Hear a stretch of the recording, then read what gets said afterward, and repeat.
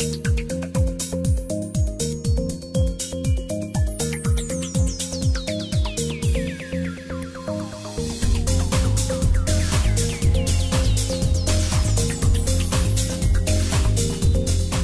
gente vai dar sequência ao seminário, passando para a nossa última mesa dessa manhã. Queria me apresentar, meu nome é Denis Misny, eu sou diretor da Fundação Lehman, mas sou um dos fundadores do Instituto Sou da Paz, sou conselheiro do Instituto Sou da Paz e tive muito envolvido no processo, digamos, 10 anos atrás, e bom, até nem tanto tempo assim, como vários estão aqui, na aprovação do Estatuto, na construção do Estatuto e no início da implementação do Estatuto.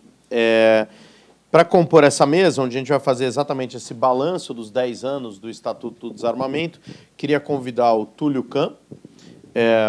Túlio, talvez um dos principais pesquisadores de prevenção à violência no Brasil e muito importante em todo o processo de concepção e de foco. As primeiras pesquisas de controle de armas e tal ainda saíram na época do Ilanudi, quando o Túlio era o coordenador de pesquisa lá. Então, enfim, muito importante estar com ele aqui.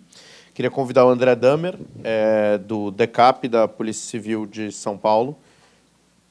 Queria convidar também o Marcelo Fragano, do Instituto Sou da Paz, e a deputada Érica Cocai, do Distrito Federal, para também se juntar a nós. A gente tem 4 apresentações e a gente quer garantir também tempo para o debate com vocês, e a gente não quer abusar do tempo que a gente tinha se comprometido. Então, eu vou pedir para os palestrantes falarem, cada um talvez 10 minutos, 10, 12 minutos, e aí depois a gente tem mais tempo do debate, podem colocar outros pontos que não tenha dado tempo de colocar. Então, enfim, vamos começar com o Túlio. Túlio, por favor. Vocês querem assistir de lá?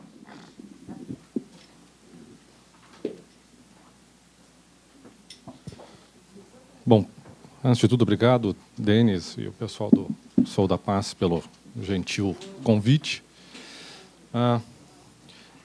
Num país onde é quase um deserto, né, essa área de avaliação de políticas de segurança pública, eu diria que o impacto do Estatuto do Desarmamento foi um dos poucos temas que acabou merecendo algum destaque, né? Você tem já a dissertação de mestrado do Artung, da GV do Rio, você tem a tese de doutorado do Daniel Cerqueira, do Rio, você tem pesquisas feitas com os dados da saúde, você tem pesquisas feitas com dados da segurança pública, você tem pesquisas feitas nacionalmente, você tem pesquisas feitas só em São Paulo, você tem análise de série temporal, você tem regressão difference in difference, você tem painel, enfim.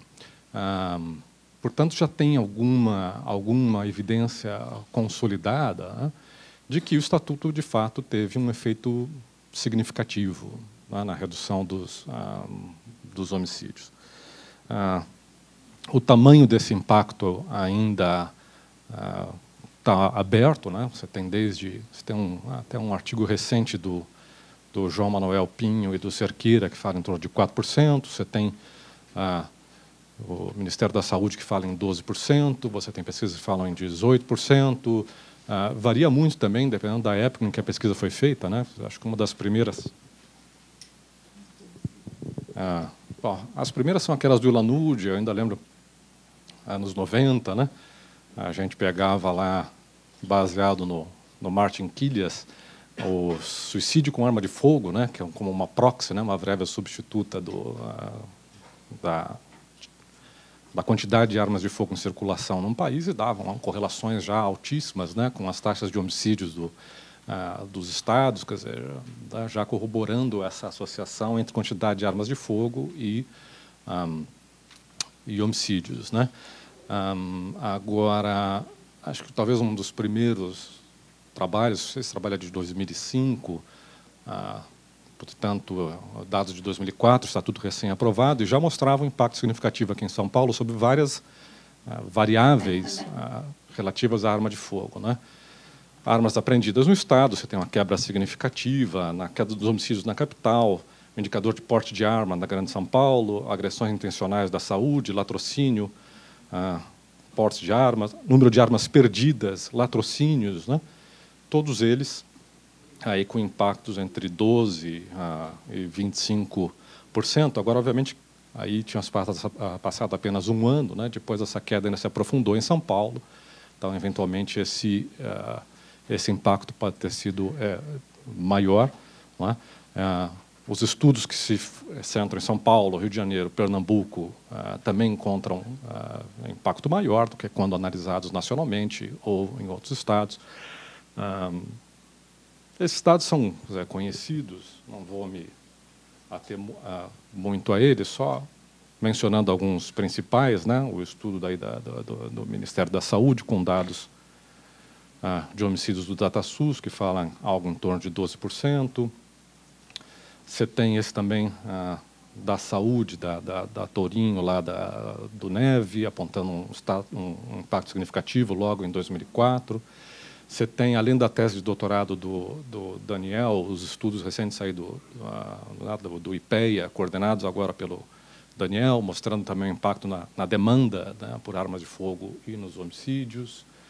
Você tem a análise de séries temporais. O Marcelo Justus também é um econometrista, né, que tem se debruçado sobre o tema, comprovando também impactos significativos. Bom, é só dar uma googada aí no tema que você encontra essas pesquisas. Então, o mais interessante que eu acho hoje em dia na agenda acadêmica, né, não é não tanto provar esse impacto, mas algumas outras questões, né, como, por exemplo, por que, apesar da lei ser uma lei, né, federal nacional, você teve impactos tão diferenciados, né, nas diferentes regiões do país. A gente sabe que a gente tem, na última década, essa queda significativa, né, de cerca de 70% dos homicídios em São Paulo, você teve uma queda de 50%, mais ou menos, no Rio de Janeiro, você teve em Pernambuco, Mato Grosso, algum outro estado lá do norte, e aumentos, né, muito grandes no Nordeste e no Norte.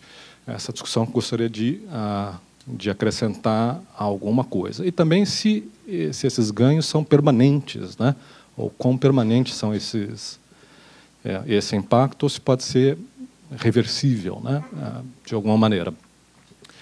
Esse gráfico eu acho interessante. Aqui em azul, a gente tem a média móvel por trimestre, né, em São Paulo, das armas apreendidas pela polícia.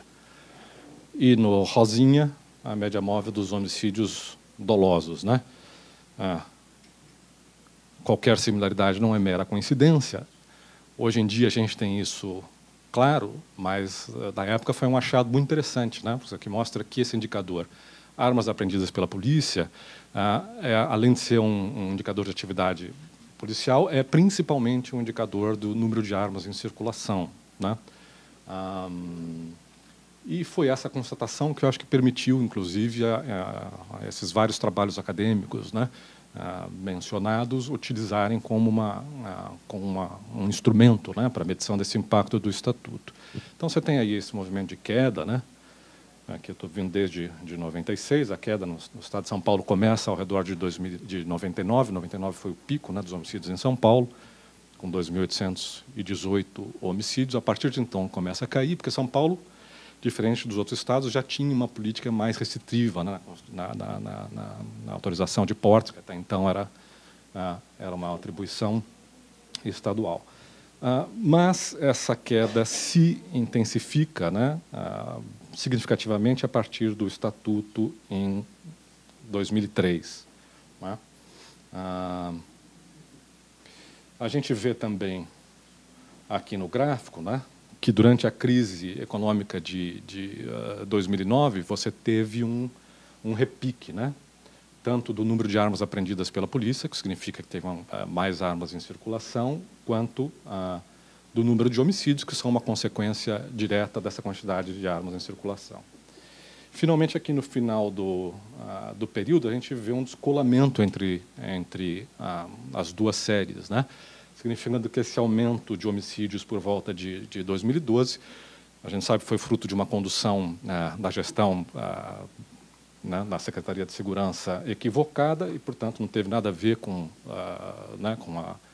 o aumento de quantidade de armas em circulação, mas com mata-mata entre policiais e criminosos, esse tipo de coisa. Então, o que ele sugere, esse gráfico, que sim, né, você precisa tomar cuidado sempre porque, por um ou outro motivo, não é um ganho permanente e consolidado, né? Então, uma dimensão que eu queria acrescentar nessa discussão é a dimensão econômica, né? Eu acho que ela explica, em boa parte, essa diferença na implementação do Estatuto entre os Estados brasileiros e também, obviamente, a dimensão da política de segurança pública como variável independente, né? Mais ou menos bem sucedida. Aqui é a mesma informação, só que na forma de um scatterplot, novamente mostrando a relação linear entre armas apreendidas e homicídios, né? Então, bem, introduzindo aí a dimensão econômica, né, que é pouco avaliada nesse processo. Eu acho muito interessante, né, que justamente nesse processo, esse aqui já é um outro indicador, é o número de crimes violentos, ele junta, além de homicídio, roubos, latrocínios, algumas outras variáveis, né? Mas justamente esse período de queda da criminalidade em São Paulo entre 2003 e pré-crise de 2008 coincidiu, né, com uma sequência ininterrupta de bons desempenhos no PIB, né? Você pode ver a crise de 2003, né, você teve um impacto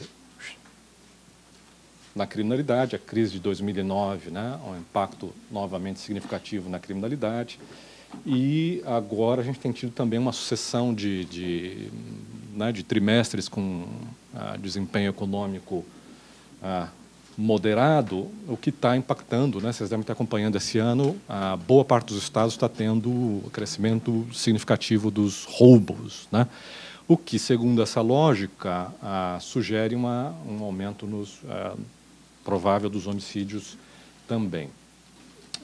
Então, existe esse movimento, que eu diria que é um movimento conjuntural, né, que segue mais ou menos essa sequência lógica, uma fase de deterioração da economia, que implica no aumento do crescimento de roubos, e furtos e crimes patrimoniais, que, por sua vez, implica no aumento da sensação de segurança. Os dados da pesquisa de vitimização recém-publicados corroboram, né, justamente nos estados do Norte e do Nordeste, onde você teve o maior desenvolvimento econômico rápido e acelerado na última década, são justamente os estados que tiveram a maior vitimização patrimonial e também, hoje em dia, onde você tem os maiores índices de insegurança. Enfim, essa sensação de segurança faz aumentar o número de armas de fogo em circulação, que, por sua vez, né, aumenta os homicídios, principalmente os interpessoais. Então, boa parte das armas, elas não foram devolvidas, né? Você vê, a gente tem aí um universo estimado de 17 milhões de armas e um volume de armas que foram efetivamente apreendidas e devolvidas voluntariamente muito menor, né? Essas armas estão em casa, né?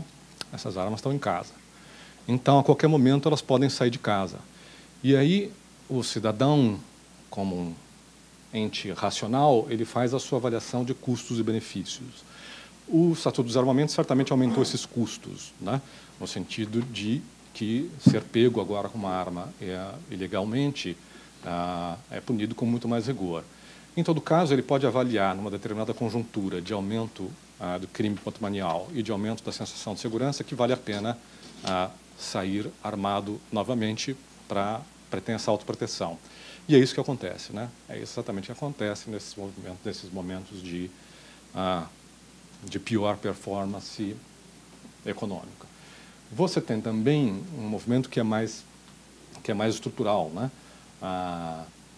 A gente está acostumado a associar a violência com pobreza, o que é verdade no caso de homicídios, que é um poverty-driven, né? Mas a boa parte dos crimes patrimoniais são crimes de oportunidade, né?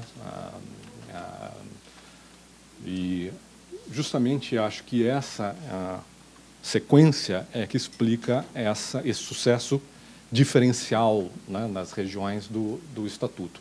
Quer dizer, você tinha contextos totalmente diferentes, né, no Sudeste e no Norte e no Nordeste. O Nordeste e o Norte estão vivendo hoje o que o Sudeste viveu há 30 anos atrás, né, esse processo de crescimento rápido e desorganizado, né, da sociedade, com aumento de renda, não só em função de planos sociais, mas de crescimento, né, independente da economia. Com esse aumento da renda, você tem o aumento da disponibilidade de bens, né, celulares, computadores, esse tipo de coisa. Você tem os maiores crescimentos de crime contra o patrimônio, né, nessas regiões, roubos e furtos, aumentos da sensação de segurança nesses estados, aumentos de arma de fogo em circulação e o que explicaria o crescimento dos homicídios, né, nesses estados, em contraste com São Paulo, Rio de Janeiro, etc. Agora, bem, a economia não é destino, né? Vocês veem, por exemplo, o caso de Pernambuco, que apesar de um contexto estrutural totalmente desfavorável, tem conseguido, né, implementar uma política de segurança pública, pelo menos no que diz respeito aos homicídios, bem-sucedidas, e, ao contrário, outros estados que, apesar do contexto favorável, têm tido aumento dos homicídios. Então, acho importante acrescentar esse tema na agenda, né, acadêmica. O último dado novo que achei interessante trazer para o debate é um relatório aqui do PNUD, publicado esse ano, mas os dados são de uma pesquisa do ano passado, e que mostra que a porcentagem da população que teria uma arma de fogo para a sua proteção, né, em toda a América Latina, o país que menos, né, o Brasil é o país onde com a menor porcentagem, né, de pessoas que teriam arma de fogo para proteção. Então, eu acho que esse pode ser um outro impacto interessante da lei, seja no aspecto do desarmamento dos espíritos ou por conta do aumento da repressão. O fato é que a gente conseguiu, de alguma maneira, controlar essa demanda. E um último comentário, além da agenda acadêmica, obviamente você tem a agenda da política pública, né? Na CAPE a gente tentou implementar isso, infelizmente não foi bem sucedido, mas ainda acho que uma política que oferecesse recompensa pecuniária, né, aos policiais por apreensão de armas, hoje em dia seria talvez um dos elementos aí mais eficientes, né, para a gente aumentar essa quantidade de apreensões e, novamente, retomar, né, essa trajetória dos homicídios em São Paulo, que infelizmente foi interrompida. A gente está vendo agora um fenômeno de regressão à média, né, em função do ano atípico de 2012. Você compara com 2011 e anos anteriores, você vê algum retrocesso nessa política. Isso seria uma forma de avançar. Bom, em 10 minutos é o que dava para trazer ao debate. Agradeço.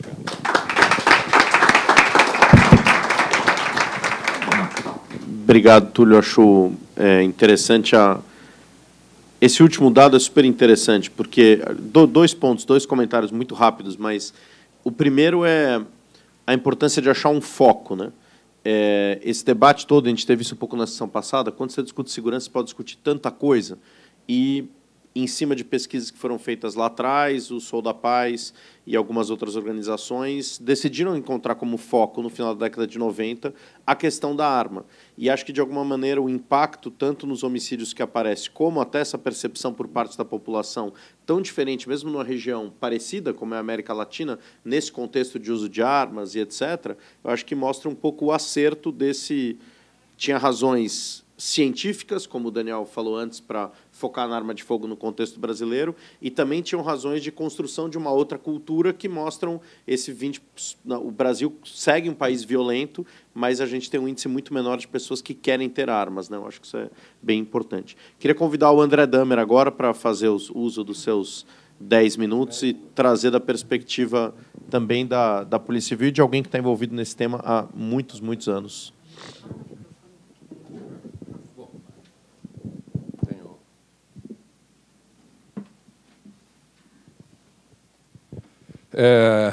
Bom dia a todos. Agradecer aí o convite, cumprimentar o Instituto Sou da Paz, que é um parceiro nosso já agora bastante tempo, falar um pouco sobre casos reais, né, comentar um pouco a lei, vamos ver se eu descubro aqui como é que funciona, fazer alguns comentários sobre o Estatuto, apresentar alguns casos concretos e algumas propostas de alteração. Na verdade, essas propostas elas já foram apresentadas quando nós discutimos a lei há 12, 13 anos, quando, na época, eu trabalhava em Brasília e estava bem envolvido com essa discussão. Participando dessa discussão, a gente depois verifica como é que a lei é aprovada. E eu cheguei à conclusão, quando vi a lei, que eu falei, essa lei é muito ruim. Ela é péssima. E, passados 10 anos, a gente faz uma análise, sim, pouco menos envolvido naquele calor da discussão, e vê que, além da lei ser muito ruim, nada do que ela prevê de positivo foi implantado. Então, nós juntamos o inútil com o desagradável e temos hoje uma realidade que ajudou um pouco. Claro, foi um marco importante, e principalmente o princípio da lei, o espírito da lei, que é caminhar para um maior controle de armas. Isso é fundamental. Mas a forma em que isso foi colocado na lei, isso é muito ruim.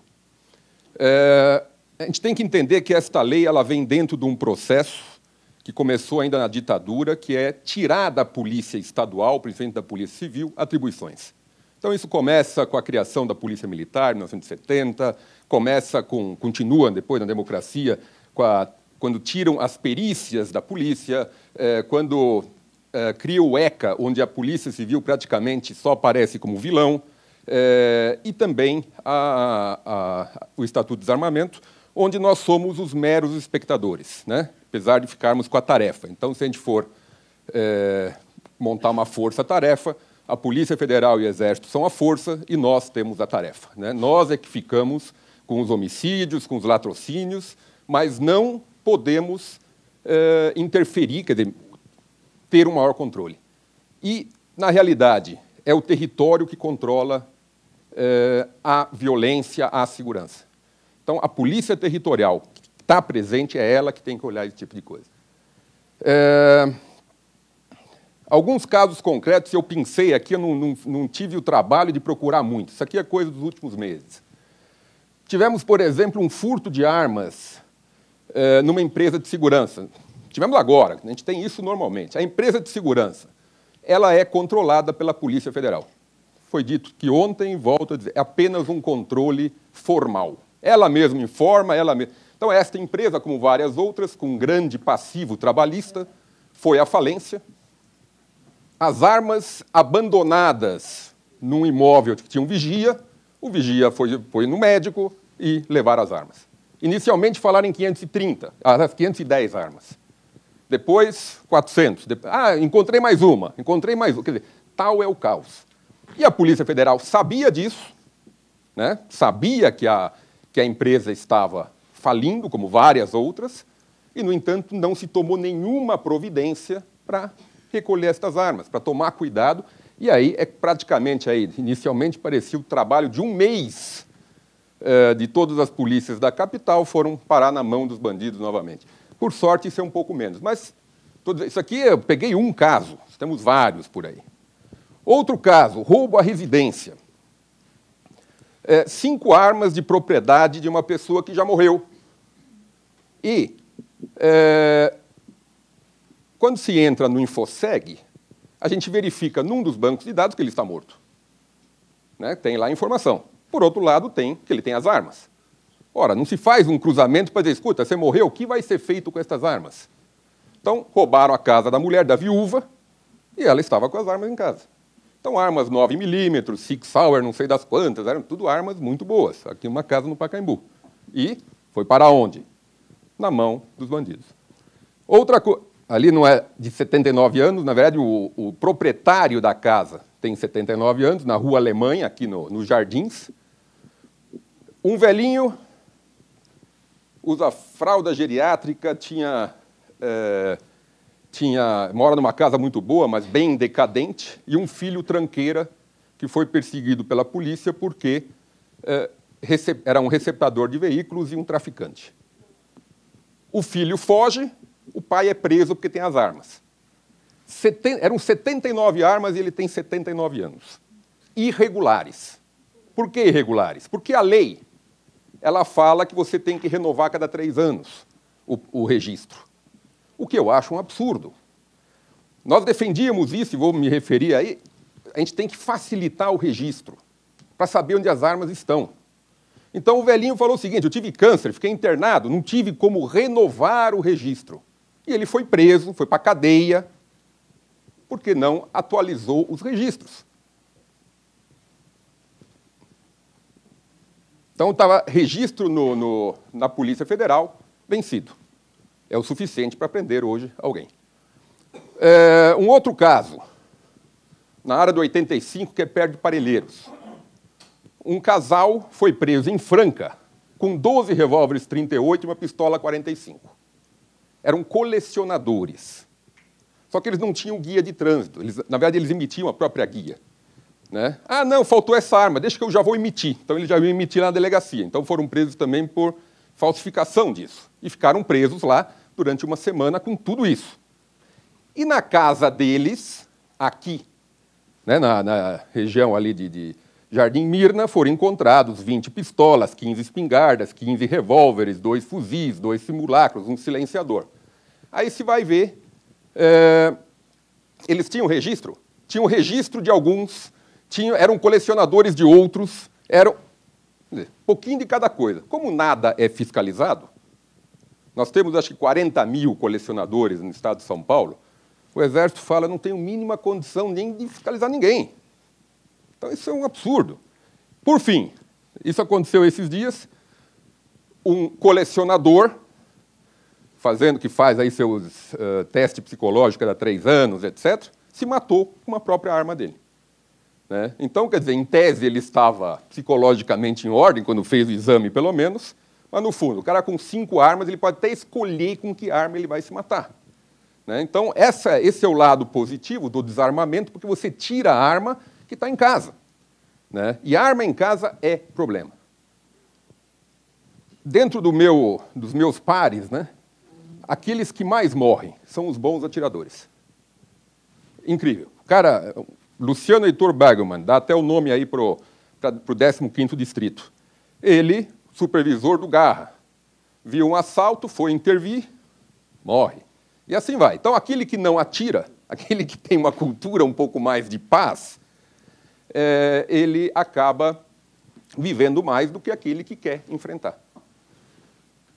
Esses são os casos concretos, muito rapidamente, e aí eu coloquei algumas propostas aí que eu, na época, já se defendia e que eu continuo defendendo como hoje. Nós temos que facilitar o registro.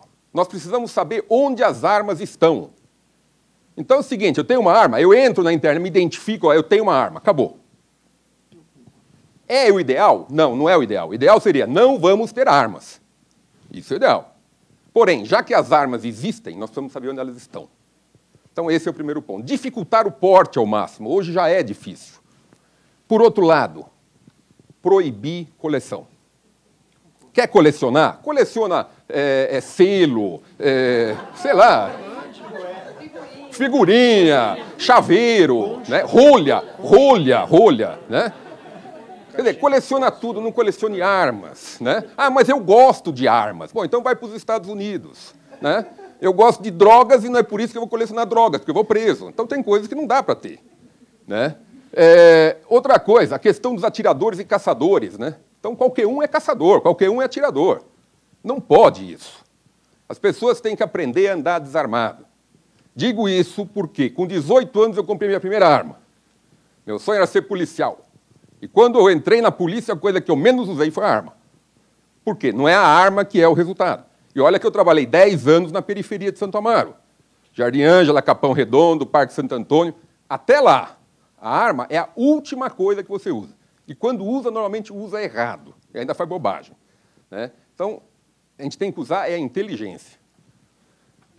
A questão da campanha da entrega de arma voluntária. É outra coisa. Você deixar isso indefinidamente é muito ruim e gera impunidade. A Matsunaga, lá aquele caso Matsunaga, depois de matar o marido, ela foi entregar as armas. E se fazem correto, destroem as armas, pronto. Acabou. Então, tem que dar um prazo certo, ó, vai até o final do ano, já foi feito uma vez? Foi. Mas a gente sabe que tem quantos milhões de armas aí que a gente não sabe onde está. Então, campanha ampla, entreguem as armas, paga mais. É mais barato pagar R$1.000, R$2.000 pela arma, quanto está no mercado? Vamos pagar. Do que tudo aquilo que a arma vai trazer de prejuízo. E, a partir daqui, você não registrou de uma maneira fácil, porque também você vai registrar na Polícia Federal, eu entreguei minhas armas. É tão complicado, e olha que eu não preciso fazer teste psicológico, porque o policial não precisa disso. Né? O policial está acima dessas questões menores, porque nós não temos problema. E não pago também, olha que legal. Mas a dor de cabeça, você vai lá, na época fiz lá aquele registro provisório que você tinha, aí depois você tem 90 dias para ir lá levar as coisas. Chega lá, não tem nada pronto, eles prorrogaram. Bom, aí o ano seguinte eu vou lá de novo, o ano seguinte de novo, nunca resolve. Passou, mas esqueci. Agora tem que dar as armas para o desarmamento, a gente pelo menos faz um volume melhor, e também fico sem arma, porque mais 121 dias úteis estou fora da polícia e não andarei mais armado. Porque ali começam aqueles grupos, e os aposentados têm direito. Mas que aposentado tem direito ao quê? Tem direito a ficar em seus aposentos, né? Não fica... Né? Não, mas eu fui atrás do ladrão, né? Eles podem querer me pegar, né? Pô, depois de um tempo, mas nem o ladrão quer te pegar mais, né? Então... Muito bem. Outra coisa. Só para você puder concluir. Concluir. Aumentar a pena para armas sem registro e porte, inclusive simulacro. O cara é preso com simulacro, não é preso. Aperfeiçoar e integrar os sistemas informatizados. É um absurdo. Eu tentei agora pesquisar essas armas aí, desses casos ali, esquece. O Sinarme é horrível. O outro lá, o Sigma, é horrível. Tudo é muito ruim. Né? Então, passados 10 anos, a gente não tem informação nenhuma sobre coisa alguma. Criar o Sistema Nacional de Identificação de Projéteis. Quando eu passei pela Senasp, eu deixei pronto um projeto nesse sentido. Não é uma coisa muito cara, é uma coisa que teria que ser implantado. Todas as munições, quer dizer, cadastrar praticamente, né, os tiros de todas as armas de agentes públicos e de todos aqueles que, em razão da função, têm que ter arma. Então, hoje já é uma categoria, já tem 500 mil categorias, porque todo mundo quer entrar nisso. E também aquelas armas que vão sendo aprendendo, quer dizer, realmente criar um banco de dados disso, e não é o que eles queriam. E não é o que se faz. Esse é o último slide. Tem que tirar da Polícia Federal essa questão do porte, dessa questão do registro e essa questão do Sinarme. A Polícia Federal não consegue nem fazer o papel dela. E inventam, então, dentro daquela linha, vamos tirar da Polícia Civil, vamos entregar para quem? Então, entregaram para a Polícia Federal, que também não fez o trabalho, a lição de casa dela. Exército tem que cuidar de soberania nacional, tem que cuidar de muita coisa, não tem que cuidar de caçador, não tem que cuidar de destruição de armas, um monte de coisa que não tem nada a ver com a missão do Exército. O Ministério da Justiça deveria criar no seu ambiente, né, uma secretaria que cuidasse dessa questão. O Exército tem que controlar arma de guerra. Né? Acaba com esse negócio. A Polícia Militar também vou entregar. Não, arma é um sistema único. Integrar sistema não se integra. Isso não vai acontecer nunca. Nem a Marinha Aeronáutica informa o Exército sobre suas armas. Porque eu falo, não vou entregar para o Exército as minhas informações. Então, você vê que a coisa é... Isso depois de 10 anos não avançamos 1 milímetro nisso. E a destruição de armas apreendidas, por que tem que ser feito pelo Exército? Drogas, eu faço uma licitação. Não. O Exército é obrigado a comprar pipoqueira para destruir as projéteis, é obrigado a comprar lá o triturador, é obrigado a deslocar gente para ficar fazendo isso. Enquanto isso, as nossas fronteiras, a nossa soberania correndo riscos, né? Com aí, os ataques aí, talvez do Paraguai ou da Venezuela, sei lá.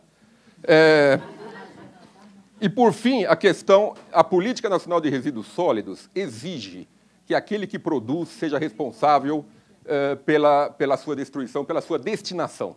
Então, já que a munição é CBC, em regra, 99,9%, a Taurus é a campeã, como a gente viu ontem, eles têm que pagar este custo.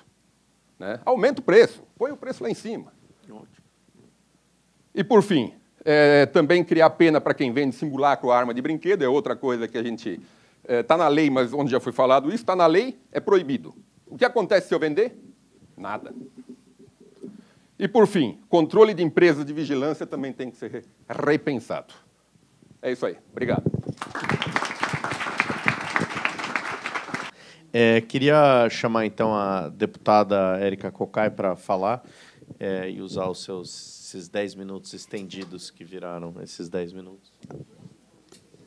Bom, eu queria desejar um bom dia para cada um e cada um de vocês e saudar a realização desta discussão para que a gente possa fazer um balanço sobre esses 10 anos da Lei de Desarmamento e que a gente possa pontuar os nossos desafios e contextualizar também.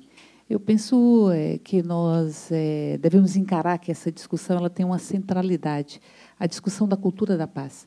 A cultura da paz ela envolve a lógica do desarmamento e ela envolve sobre vários aspectos. Eu penso que a Lei de Desarmamento, para além de você ter uma redução objetiva, concreta, dos índices de homicídio, e também você provocar uma lógica de prevenção, porque ela possibilita a apreensão de armas de pessoas que poderiam estar utilizando-as. Então, ela cria uma cultura de que a arma ela não pode ser encarada como aquilo, como um apêndice à própria existência humana ou o nosso desempoderamento enquanto seres humanos. Esta lógica da cultura de paz, eu penso que ela não pode ser encarada como algo colateral ou como uma consequência de outras políticas mais centrais. Ela tem que estar na centralidade da discussão da agenda do Estado. E, na cultura da paz, a política de desarmamento ela tem uma série de significados. Tem uma série de significados para além, como eu disse, do seu efeito mais imediato.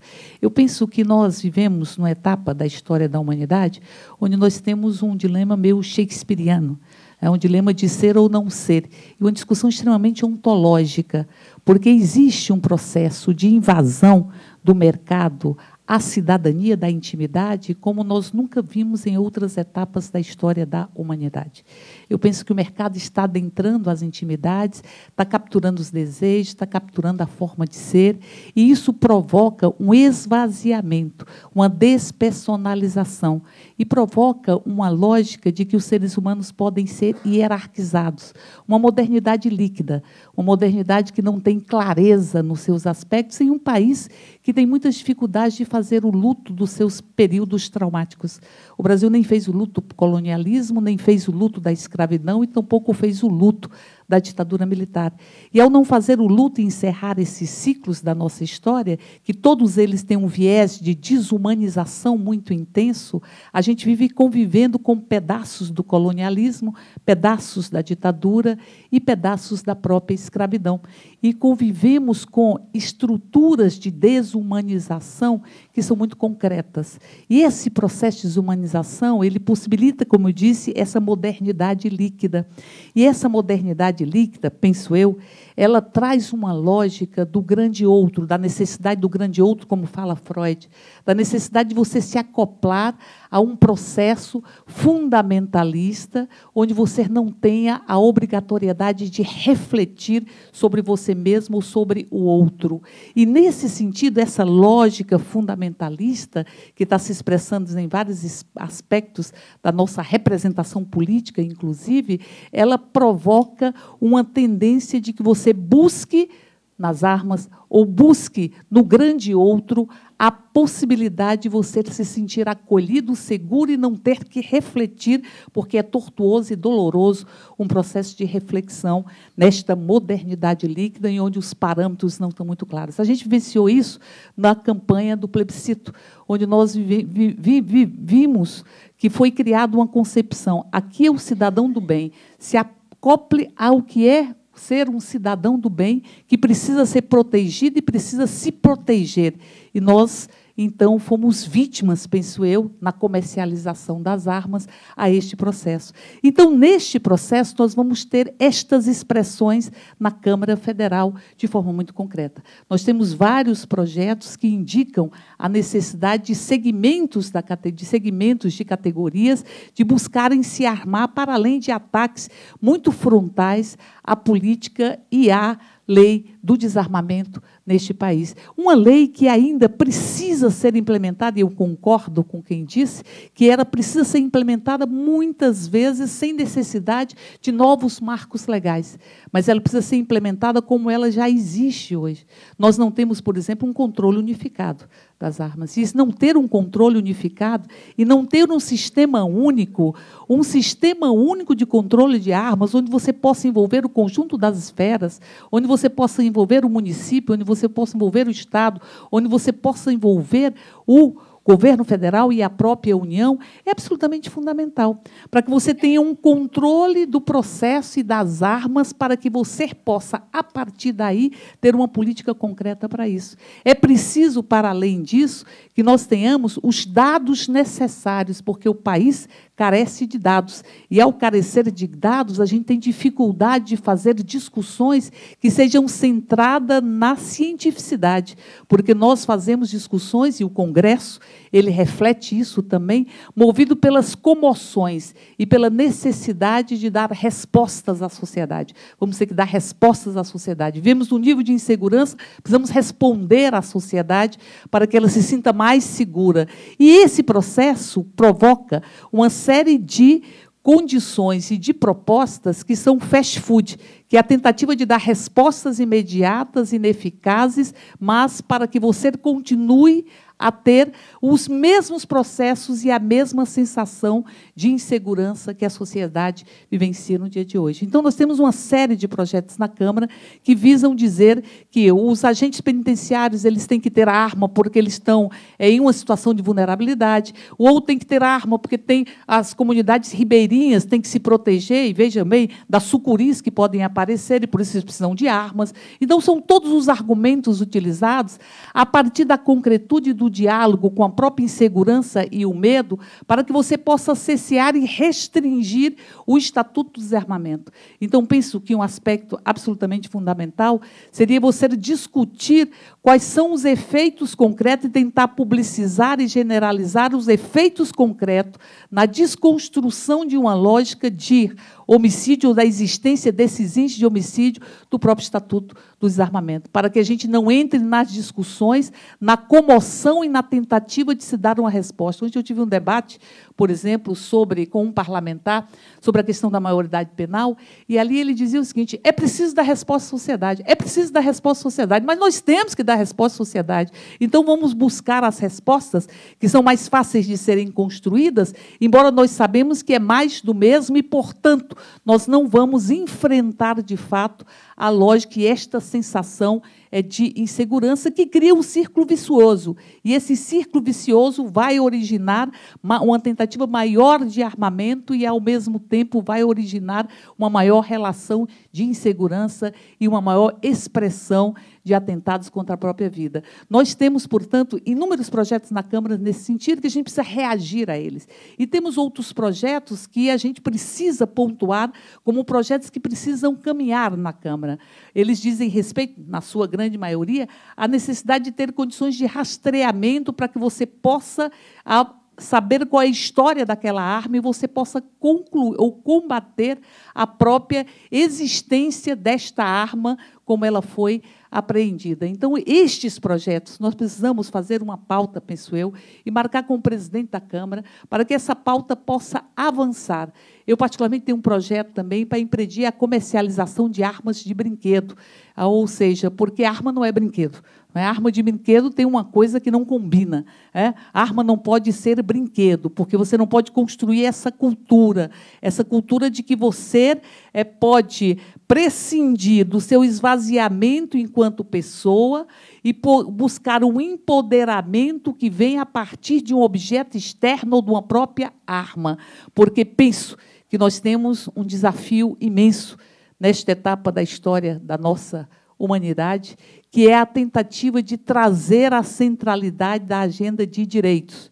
Porque se tem agenda de direitos, e se ela é central, se os direitos humanos são considerados centrais, você resgata o princípio que está previsto na Declaração Universal dos Direitos Humanos, que diz que todo ser humano é igual em direitos e que todo ser humano nasce livre. Se você tem no outro um processo onde não há uma lógica de desumanização, não há a necessidade de você buscar o empoderamento, ou buscar se defender, ou buscar se fortalecer em função de uma despersonalização e desumanização que é tão presente na nossa sociedade. Eu vou encerrar dizendo que a luta por direitos humanos, por direitos iguais, para homens, homens, mulheres, para desconstruir a sociedade sexista, machista, homofóbica, ela não é uma cereja de bolo, ou ela não é o chantilly do café.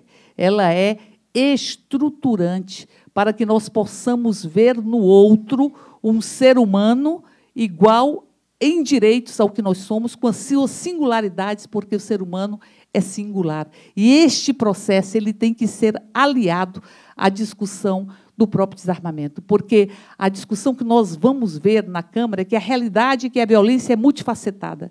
É multifacetada e que apenas trabalhar com o desarmamento não significa desconstruir a violência, nós estamos de acordo. Da mesma forma que apenas trazer médicos para o país não vai resolver todos os problemas da saúde. Entretanto, é preciso trazer médicos e é preciso entender o componente do desarmamento como fundamental para a construção da cultura de paz, para a valorização dos direitos humanos. Valorização dos direitos humanos, ou seja, que as pessoas não precisem se sentir fortalecidas e empoderadas com a arma na mão, como várias vezes são os nossos meninos e meninas se sentem assim, ou os meninos, basicamente, porque foram desempoderados e invisibilizados. Então, portanto, nós queremos fazer uma discussão do desarmamento aliado ao que ele significa, ao que ele é de expressão, de construção da sociedade, de progresso da sociedade, mas uma construção dialética, porque ele é fruto de um amadurecimento da sociedade, mas ele é semente também para que nós possamos construir outras relações sociais. Se a gente pontuar a discussão apenas no desarmamento, sem contextualizá-la como uma política necessária, imprescindível, que tem que ser unificada e que tem que ter as suas expressões, mas uma política dentro de uma lógica mais global e dentro de outras políticas, nós vamos perder este debate. Até porque temos uma bancada da bala. E eu encerro lembrando que, enquanto nós tivermos financiamento privado de campanha, nós vamos ter dificuldade de termos as discussões isentas no Congresso Nacional. Porque aqueles que são financiados pelas indústrias, pela indústria das armas, que as armas são produzidas neste país, na sua grande maioria, por volta de 68%, talvez, produzidas nesse país, nós não vamos ter a possibilidade de um diálogo exato. Enquanto as empresas formatarem as candidaturas e dominarem os mandatos, nós vamos ter dificuldade de traçar uma discussão onde o interesse público seja prioritário. Eu apresentei um projeto proibindo todas as pessoas, todos os parlamentares, de defenderem, serem relatores ou presidente de comissões para discutir proposições legislativas que digam respeito e tenham um interesse direto a quem financiou as suas campanhas. Nós não podemos ter no Congresso, como nós temos, a Comissão de Segurança, financiada em grande parte os seus mandatos pelas as indústrias de armas. Nós não podemos ter uma comissão que discute o Código de Mineração, por exemplo, onde 75% dos seus membros tiveram suas campanhas financiadas pelas mineradoras, porque nós já sabemos qual vai ser a produção daquela comissão, como nós já sabemos qual vai ser a produção de uma comissão de segurança financiada pela indústria de armas. Portanto, eu incluo em todas as discussões que nós estamos fazendo acerca de reafirmar o desarmamento e fazer com que nós possamos aprimorar a própria legislação e implementá-la de fato, que nós possamos eliminar o financiamento privado de campanha para que nós possamos ter a discussão sem termos títeres das empresas e sem termos um Congresso que não representa a população brasileira, mas que é um amontoado de interesses econômicos, inclusive da indústria da bala.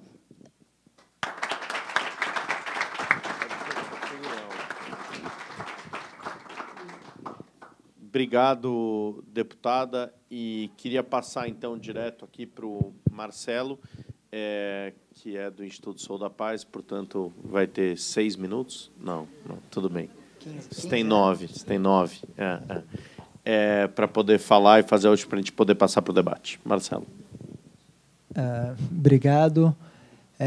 Queria começar a minha fala aqui hoje, um pouco na esteira do que a deputada colocou agora há pouco, falar sobre o papel do Congresso Nacional, né? A gente já viu ontem e hoje também da importância do Estatuto do Desarmamento, especialmente para a redução da circulação de armas no nosso país, né? Então, o instrumento legislativo já está dado e já nos ajuda bastante nesse sentido. Então, qual seria o papel do Congresso Nacional? É basicamente preservar os ganhos advindos aí do Estatuto do Desarmamento.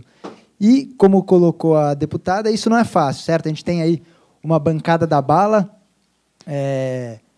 são 28 congressistas, 26 deputados federais e 2 senadores que receberam aí praticamente R$ 1.500.000 na última eleição, em 2010, e tentam recorrentemente flexibilizar o estatuto ou aumentar os benefícios para a indústria de armas. E, se não bastassem esses congressistas financiados pela indústria, ainda tem aqueles que fazem por amor à causa, né, como o Jair Bolsonaro, por exemplo. Então, é realmente muito difícil essa atuação no Congresso Nacional. De todo modo, eu gostaria de dizer que o espírito do Estatuto do Desarmamento, da restrição à circulação de armas, é uma causa da sociedade brasileira, porque, diferentemente do que muitos grupos armamentistas colocam, especialmente invocando aí o referendo de 2005, né, para dizer que o brasileiro recusou, disse que quer poder ter armas, etc. Não, o que aconteceu no referendo, o brasileiro simplesmente disse que deveria continuar a haver comercialização de armas, resultado que é respeitado até hoje. Mas, de todo modo, e por isso eu gostaria de apresentar rapidamente essa pesquisa, foi feita pelo Datafolha, que fala de tendências de esquerda ou direita da população brasileira, e que mostra aí, só queria mostrar, na verdade, um primeiro ponto, que é de posse de armas, ou seja, o tema em que o brasileiro é mais progressista é justamente na questão de posse de armas, que, de acordo com praticamente 70% da população brasileira, a posse deve ser, não estamos nem falando do porte, então, a posse de armas, simplesmente poder ter arma, mesmo seja em casa, deveria ser proibida, pois ameaça a vida de outras pessoas. Nesse sentido, então, senhora deputada, esteja certa de que todos os esforços do Congresso Nacional no sentido de reforçar o controle e a circulação de armas no nosso país certamente terá a grande acolhida da sociedade brasileira. Bom, e aí, se, de uma maneira geral, os instrumentos legislativos estão dados, cabe a nós olhar um pouquinho a implementação. Essa, sim, é muito mais complicada e dificulta muito os resultados positivos da lei. Eu tinha vários pontos para colocar aqui, mas, como não vou ter muito tempo, e ontem já se falou de diversos problemas, como integração dos sistemas, dos bancos de dados de armas, questão da marcação de munições e das armas também, para fazer rastreamento. Eu vou focar num tema específico, que tem a ver com uma pesquisa que nós fizemos recentemente, e que aponta para um problema que está num outro poder, para o qual a gente olha pouco, dá pouca atenção, que é o poder judiciário. Certo? A gente sempre fala do problema das polícias, do Exército, seja a Polícia Federal, seja a Polícia Estadual, mas olhamos muito pouco para o Judiciário. Eu vou apontar alguns problemas aqui dessa instituição, que tem muito a ver com a questão do controle físico dos arsenais de armas e do fluxo das armas acauteladas pelo Estado. Então, vou apresentar muito brevemente aqui uma pesquisa que nós realizamos em parceria com a Senasp, chama O Fluxo das Armas sob Custódia do Estado, uma análise comparativa entre Campo Grande, Recife e Campinas. Aproveito para agradecer a Senasp, que nos autorizou aqui fazer a apresentação dessa pesquisa, embora ela ainda não esteja publicada oficialmente, isso vai acontecer no início do próximo ano. Vejam, talvez muita gente não saiba, mas depois que as armas saem de circulação, ou seja, depois que elas são apreendidas, geralmente pela Polícia Militar, também pela Polícia Civil, a arma percorre um fluxo muito grande. Veja, ela sai da Polícia Militar, né, ela é apreendida pela Polícia Militar, vai para uma delegacia de Polícia Civil, em seguida ela vai para o Instituto de Criminalística para ser realizada a perícia, depois ela volta para a delegacia, depois ela vai para o Judiciário e depois ela pode ser ou devolvida ao proprietário, mas, na esmagadora maioria das vezes, essa arma é destruída pelo Exército. Então, veja, há um fluxo muito grande das armas. Depois que elas saem, então, de circulação e entram e se tornam responsabilidade do Estado brasileiro, elas percorrem um caminho muito grande. E por que é importante analisar isso? Porque, veja, desde a aprovação do Estatuto do Desarmamento, o preço das armas no mercado legal aumentou vertiginosamente. Tá? E aí, qual é a consequência disso?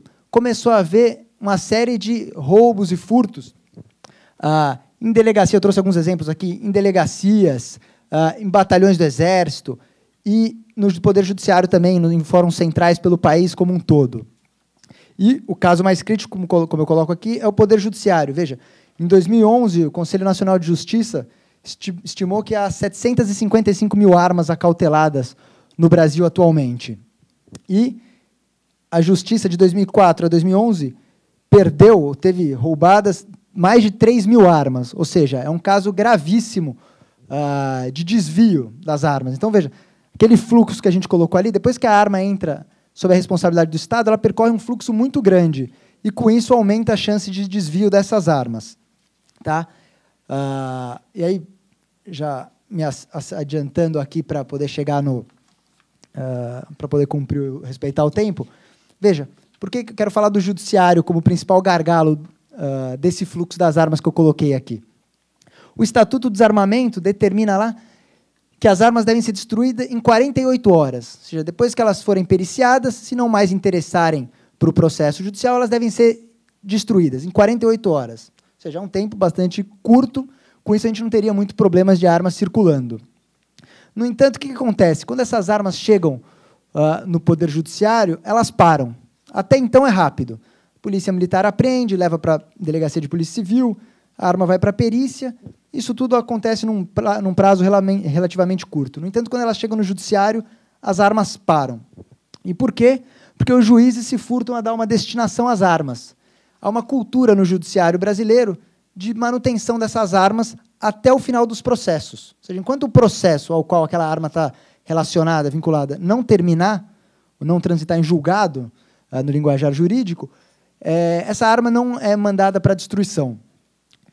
Tendo em vista isso, o Conselho Nacional de Justiça criou uma resolução em 2011 que diz o quê? Que o juiz deve fundamentar a decisão pela manutenção ou não da arma. Ou seja, se essa arma chega no Judiciário, não tem problema, mas o juiz vai ter que dizer se quer ou não manter essa arma. E se quiser manter a arma, por que essa arma deve ser mantida? Tá? No entanto, isso também não é respeitado. Poucas vezes o juiz faz uma argumentação pela manutenção da arma e elas acabam ficando até o final do processo. Como a gente sabe, os processos no país demoram aí anos a fio. Isso quer dizer que as armas ficam nesses fóruns por anos e mais anos, portanto, vulneráveis a toda sorte de intempéries, aí, principalmente desvios. Pois bem, quais são os principais argumentos para a manutenção dessas armas no Judiciário? Né? A gente foi conversar com alguns juízes nessas 3 cidades que a gente visitou, e o que eles falam? Bom, essas armas têm que ficar porque pode ser que, especialmente quando elas estão relacionadas a crimes contra a vida, pode ser que a gente tenha que fazer uma nova perícia, né? E que a gente descobre que tem um novo crime envolvido relacionado àquela arma, por exemplo, né? Ou mesmo uma segunda argumentação muito comum que a gente ouviu na pesquisa é dizer que essa arma deve ser apresentada no julgamento. Então, o promotor quer mostrar para os jurados, veja, esta arma foi utilizada para matar tal pessoa, né? Para fazer um elemento teatral ali, apresenta-se essa arma. Pois bem, a gente foi então... primeiro a gente perguntou para o juiz, mas será que precisa mesmo mostrar essa arma, a arma do crime no julgamento? Né? Um dos juízes que a gente entrevistou, ele falou, realmente não teria necessidade de fazer isso, bastaria um simulacro, qualquer arma similar, qualquer arma até de brinquedo, até porque ninguém tem nem conhecimento concreto sobre como são as armas. Né? Ninguém que não seja especialista tem esse tipo de conhecimento. De todo modo, a argumentação dos juízes, então, vai no sentido de que as armas, quando são crimes contra a vida, essas armas devem ficar acauteladas no Judiciário, portanto. E aí a gente foi ver Então, se as armas de crimes contra a vida devem permanecer no judiciário, já que elas podem receber nova perícia, a gente foi ver, então, quantas armas estão envolvidas realmente, estão relacionadas a crimes contra a vida. E a gente foi ver isso lá no Fórum de Campo Grande, no Mato Grosso do Sul, e o que a gente viu? Que apenas 20% das armas naquele fórum estão relacionadas a crimes contra a vida. Ou seja, se essa é a argumentação do Poder Judiciário para a manutenção das armas, as outras 80% das armas que estão relacionadas, na maior parte das vezes, ou a roubo ou a porte ilegal, não tem razão de ser, não tem por que elas continuarem no Judiciário. Tá? Ou seja, essas armas poderiam ser destruídas imediatamente, assim que chegam no Poder Judiciário, portanto. Outro problema também é do esquecimento das armas. O juiz, obviamente, está preocupado com o processo, com a condenação, a absolvição do réu. Ele não está muito preocupado com a arma. Então, uma coisa que é muito comum, que a gente observou na pesquisa também, é o juiz esquecer dessas armas. Acaba o processo, ele é arquivado, e essas armas lá ficam no fórum, novamente aí, ficando expostas a possibilidades de desvios. Tá? Só para exemplificar isso para você, já indo para os finalmente, nós fizemos uma pesquisa, como parte dessa pesquisa, a gente acompanhou 67 armas que foram apreendidas em Campinas. E vejam os resultados que a gente teve ao longo do tempo, em 4 momentos distintos no tempo. Então, essas armas foram apreendidas em agosto de 2011. Bom, foram apreendidas, 100% dessas armas estão na Polícia Civil, certo? Na delegacia. 4 meses depois, já diminuiu bastante, mais da metade das armas já saíram da Polícia Civil, sobrou só 42%, e a maior parte delas está aonde agora? No Poder Judiciário. Tá? Então, já começa o acúmulo no Poder Judiciário. Praticamente um ano depois, no 11º mês, veja, reduz a quantidade no Judiciário. Por que isso ocorre? Porque algumas armas já foram destruídas. Então, alguma vazão se deu. De todo modo, o número ainda é muito alto. E continua reduzindo o número de armas na polícia. E, por fim, 2 anos, pouco mais de 2 anos da apreensão dessas armas, isso estão agora em setembro de 2013, veja o status final dessas armas. Praticamente não sobram armas na delegacia, um número razoável, 1/3 das armas, aproximadamente, foram destruídas. No entanto, mais da metade delas, já tem mais de 2 anos isso, continuam acauteladas, continuam armazenadas no Poder Judiciário.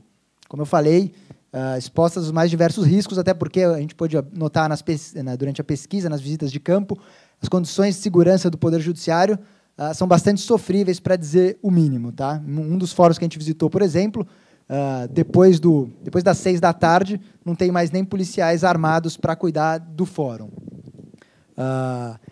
E, por fim, aqui, só para vocês verem, acabando o gráfico, 1% das armas, ou 3% das armas foram restituídas, e 1% está quasinha aqui. Na verdade, uma arma sumiu dessas 67 que a gente rastreou, não se tem ideia de onde ela foi parar.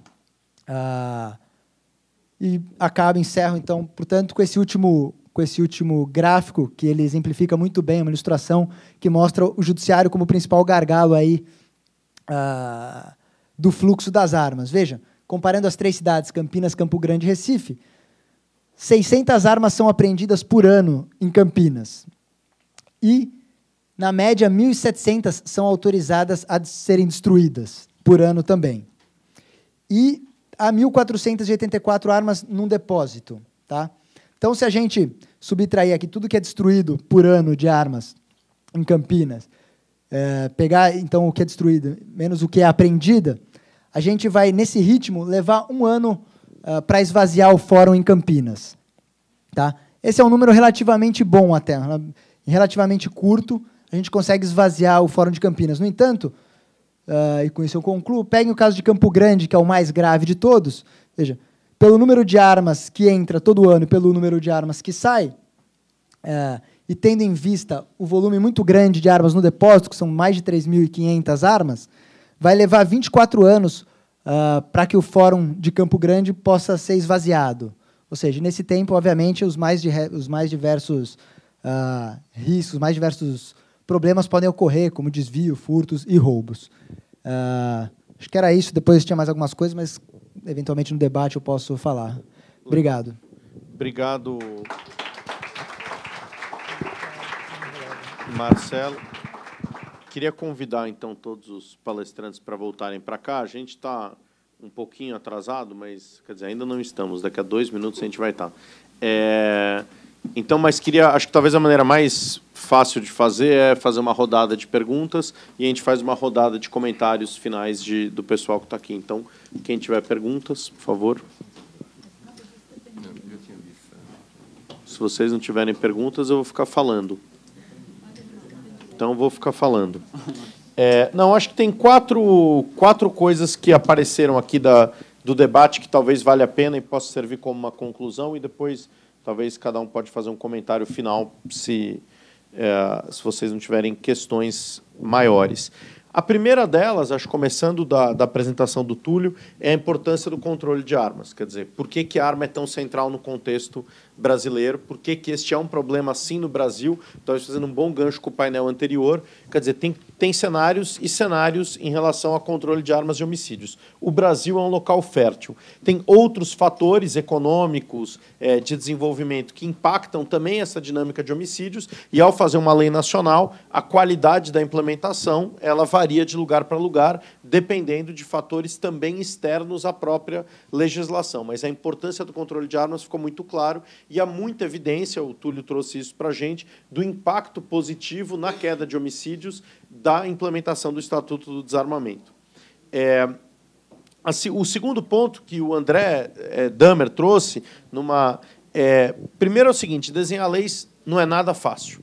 Eu acho que isso é um aprendizado para qualquer um que está aqui no debate de política pública, de legislação. Fazer uma lei é algo muito difícil, por 2 motivos que ficaram claros. O primeiro, eu acho, é a necessidade do envolvimento dos atores que realmente operam essa lei depois, né? Isso vale tanto para a sociedade civil quanto para o parlamento, eu acho, que são muitas duas instâncias onde a lei é discutida, mas que, em última análise, o debate sobre a implementação da lei começa... Eu me lembro quando a gente comemorou, 23 de dezembro, a sanção 10 anos atrás, a sanção do Estatuto do Desarmamento, e o nosso... Quer dizer, quase que no dia seguinte era assim, bom, agora precisamos começar a trabalhar na regulamentação. Né? Que é isso? Não, agora tem um grupo de trabalho, que tem o Exército, que tem tal, e a gente trabalhou até julho, né, de 2004, quando a lei foi regulamentada, muito arduamente para fazer. E aí a gente achou que tinha terminado, e aí a gente também falou, puxa, mas agora tem todo o trabalho de monitorar a implementação. Então, acho que quando o André chama atenção, para mim, marcam 2 coisas. A primeira você tem que ouvir os atores envolvidos, e essa regionalização e essa disputa entre os vários atores tem que ser levada em consideração, até para ter boa vontade, assim, compreensão de todos os atores para que ela seja bem implementada. E o segundo ponto é que cada buraquinho pequenininho, que na negociação parlamentar naturalmente acaba ficando, como o Exército controlar caçadores e colecionadores, que não faz o menor sentido, mas como tem muito colecionador e caçador que gosta do Exército, que é do Exército, que adora a arma, que é bem relacionado com o Exército, fica lá porque é mais fácil para eles. Cada buraquinho desse que passa vira depois, como buraquinho mesmo em qualquer lugar. Você vai jogando, ele vai virando um buraco enorme.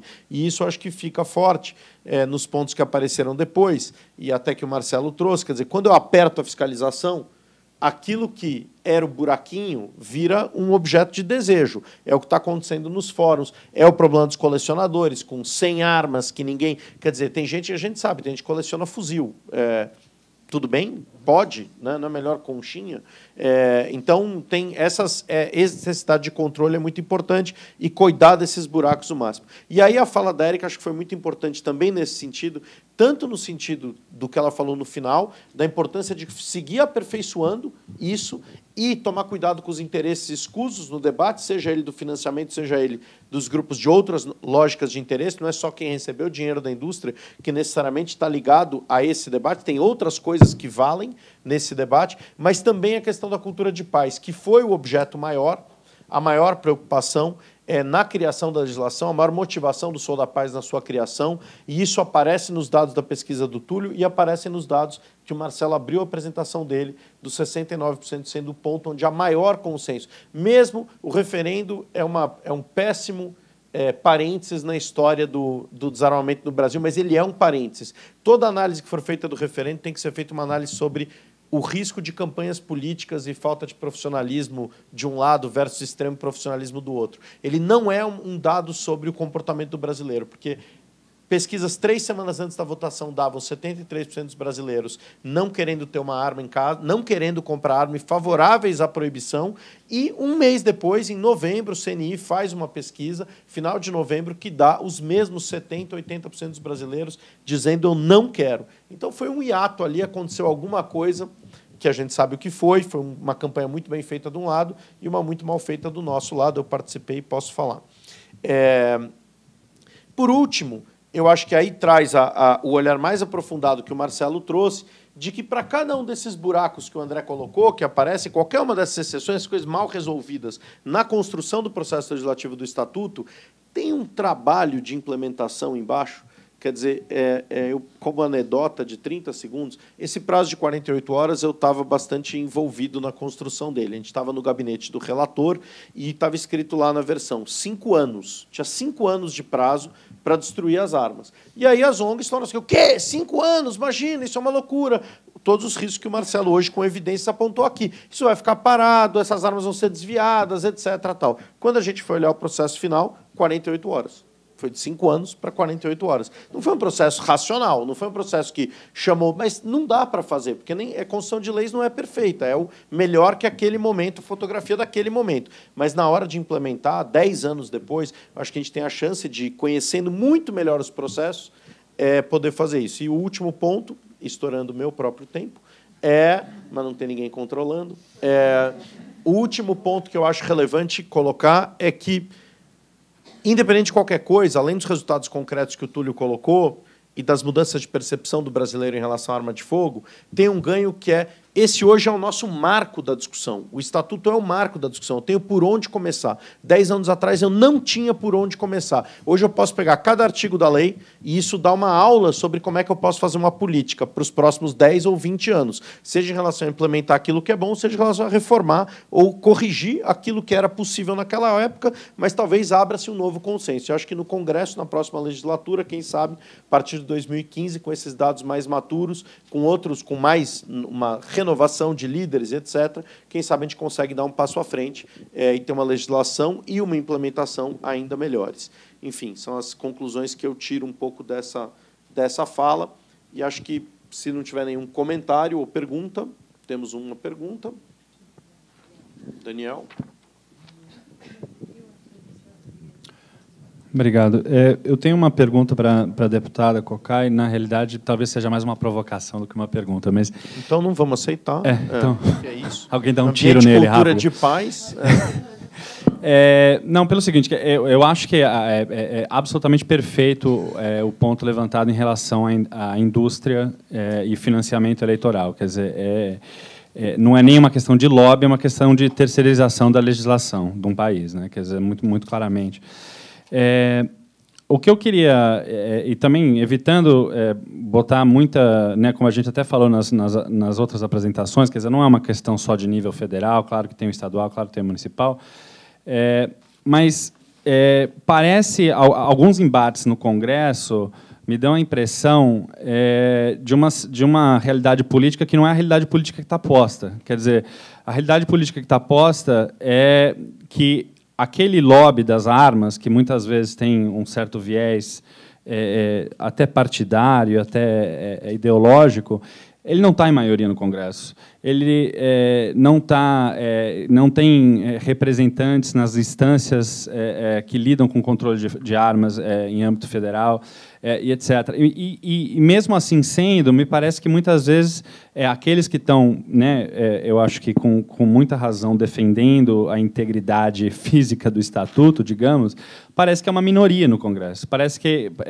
né, é como se não houvesse ali um governo federal atrás disso, não houvesse ali uma bancada né, majoritária no Congresso, com todos os custos políticos e de percepção que isso tem. Então, não sei se a senhora poderia comentar um pouco, se eu estou redondamente enganado, que geralmente é o caso comigo, mas, se não for o caso, quer dizer, por que um grupo, né, em termos de política, em termos de consenso, está na defensiva?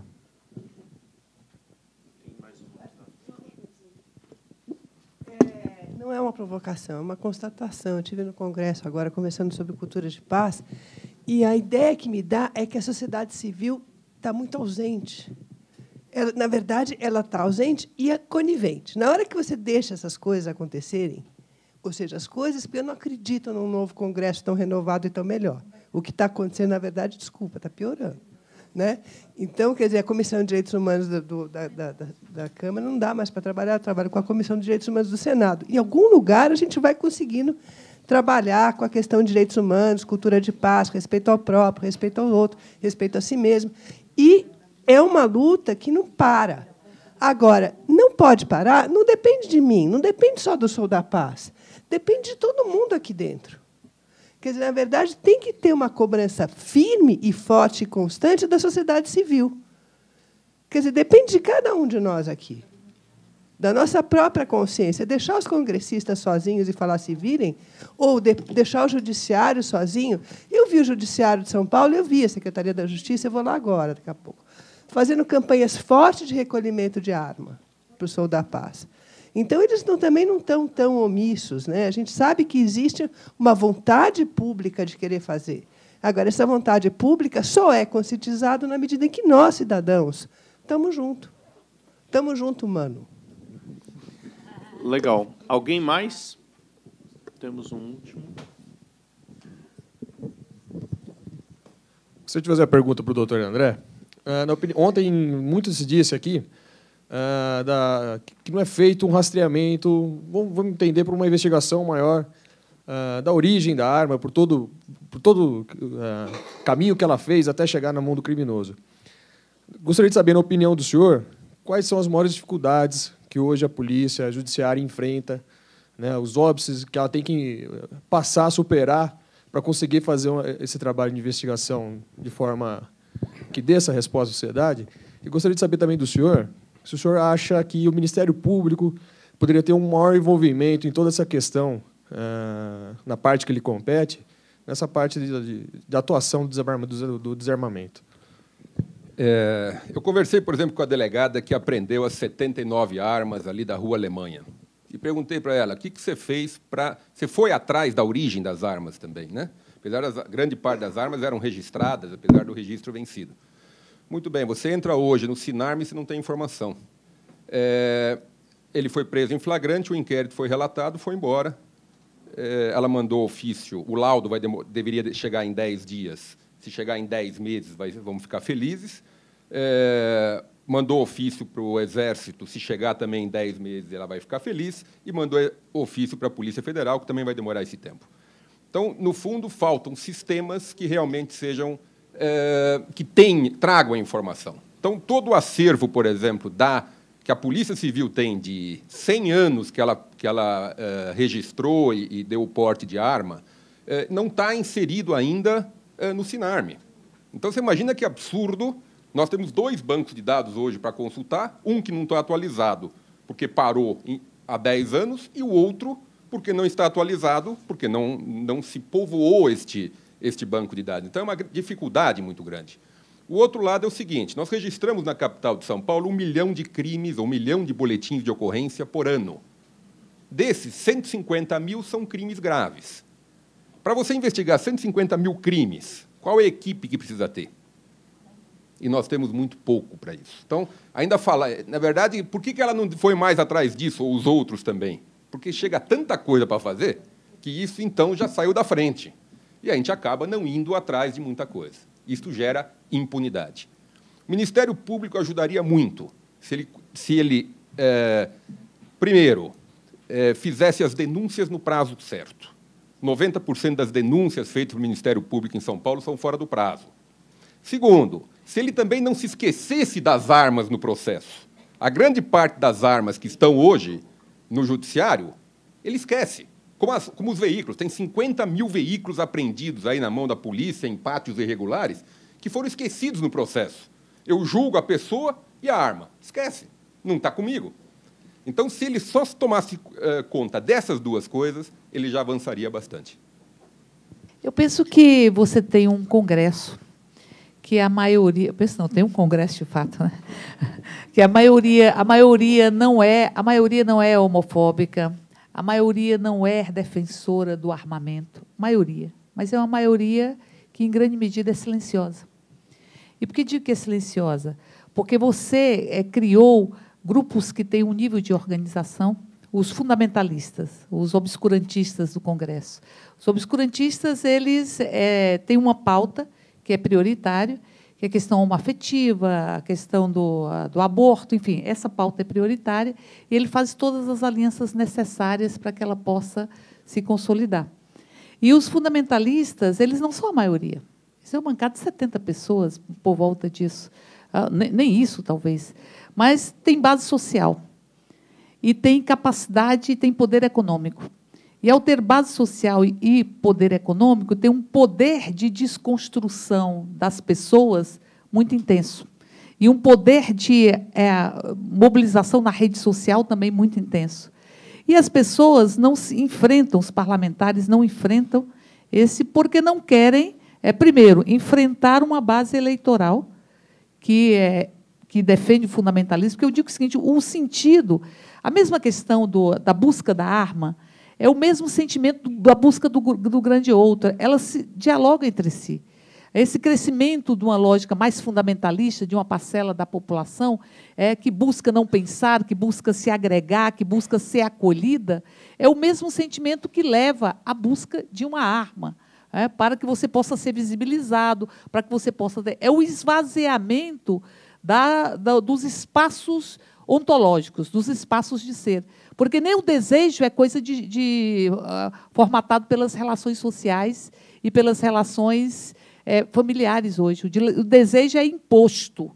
É imposto dentro das casas como se fossem pílulas prontas e engolidas, numa sociedade que diz sempre, consuma, senão eu não te respeito, e não dá o direito de consumir. É uma sociedade com sofrimento psíquico.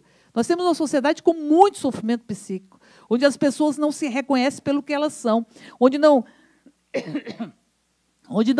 há espaço para ela construir as suas próprias relações e o seu próprio desejo. O desejo está capturado pelo mercado.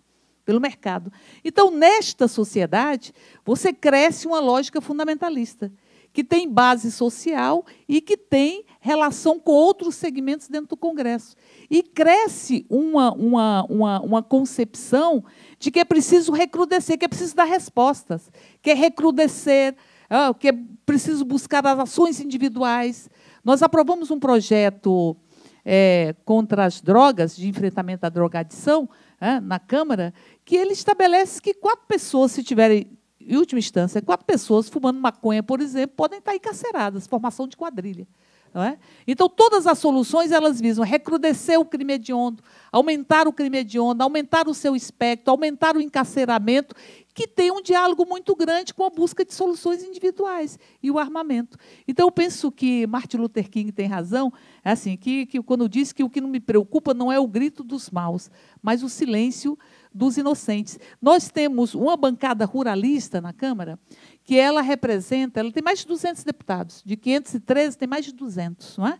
Isso significa o quê? Mais de 200, 40% da Câmara, ou mais do que 40%, não corresponde à representação social. Não corresponde à representação. Tem base social também. Essa bancada estava fazendo leilão para contratar as empresas de segurança para defender as terras da homologação indígena. Então, veja, esse é o caldo de cultura que está dado. E com relação a isso, nós temos um movimento que a gente não consegue trabalhar em rede, a sociedade civil. Porque você tem hoje, acho que Milton Santos fala bem claro isso, que hoje você não tem mais assim, o proletariado levando atrás uma porção de segmentos de lutas. Hoje está multifacetado também a transformação da sociedade. Então, você tem vários movimentos que deveriam dialogar entre si e que defendem reivindicações que são justas, que defendem direitos e que a gente não consegue estabelecer as redes necessárias para que nós possamos fazer os enfrentamentos. Eu não tenho nenhuma esperança na próxima legislatura, porque eu acho que a próxima legislatura, a tendência é que esse quadro se consolide. Você tem hoje uma representação no Congresso, você tem 8,7% de mulheres. Isso é menos que no Afeganistão. Isso é menos em vários países onde as mulheres usam burcas. Você tem as burcas invisíveis. Então, veja, você não tem um Congresso que represente isso. E, neste quadro, é muito difícil você mexer com o Estatuto do Desarmamento hoje, você modificá-lo, a gente pode ter um resultado que seja um resultado, um retrocesso, pode ter uma piora. Por isso, quando a gente fez o projeto, por exemplo, das armas de brinquedo, a gente tirou do Estatuto. A gente não colocou como um adendo ao Estatuto, a gente colocou como projeto autônomo. Porque você fala, são 28 parlamentares, mas estão todos concentrados na Comissão de Segurança, ou grande parte deles. E na Comissão de Segurança passam as matérias relativas à questão do desarmamento. Então, não é fácil. Agora, o que eu penso, para fechar, se você tivesse esse nível de... Você pode avançar em muito, sem precisar passar por um Congresso que é meio imprevisível. Porque, às vezes, me lembra Nelson Rodrigues quando diz que o absurdo está perdendo a modéstia. Né? Quando a gente vê o que aconteceu com a Comissão de Direitos Humanos, meio absurdo está perdendo a modéstia, né? Em vários aspectos. Mas diria que dá para avançar na questão dos 48 horas, no poder judiciário, dá para fazer este movimento. E dá para tentar ter um envolvimento maior e uma vontade política maior do próprio Executivo. O Executivo é fundamental. Até porque o Executivo, quando se coloca em movimento de forma muito peremptória, ele consegue ter alguns resultados. Não é? Agora, porque eu tenho um dito seguinte, ovo de serpente, porque essa é a lógica fascista. Né? A lógica do armamento é a lógica fascista, de romper o Estado democrático de direito, de romper o monopólio das armas com as forças de segurança, e você possibilitar que cada um possa resolver os seus próprios problemas, rompendo a lógica social. Então, eu costumo dizer que ovo de serpente a gente não ignora, porque uma hora dessa a gente acorda cheio de serpente. Eu digo ovo de serpente, mas tem o Jean Willis, por exemplo, que é da Frente Parlamentar de Direitos Humanos, como eu sou, ele disse que eu sou muito otimista, que não já tem mais ovo de serpente, tem uma opção de serpente que estão por aí, que a gente precisa identificá-las. Mas, independente de qualquer coisa, é preciso a gente ter noção do período que a gente está vivendo, das possibilidades concretas de retrocesso em vários aspectos. E se você retrocede num aspecto, você vai retroceder em outros, porque você retrocede na... A cultura de paz é a cultura de respeito ao outro, é a cultura de humanização, de dizer que o outro tem direitos, o outro é ser humano como você é. Uma cultura a cultura de paz, ela enfrenta o sexismo, ela enfrenta o racismo, ela enfrenta a homofobia, ela enfrenta todas as expressões de ódio. E essa cultura de paz, ela é antagônica a concepções que existem, que se alimentam, inclusive representações políticas, das diversas formas de fundamentalistas, seja o ruralismo ou o fundamentalismo religioso, que pressupõe rompimento de laicidade de Estado. Pense em algo mais grave à democracia do que romper a laicidade de Estado. Porque você rompe a liberdade de credo, rompe a forma do ser humano dialogar com Deus, que é coisa que só ser humano tem. Só ser humano pode dialogar com Deus, não é?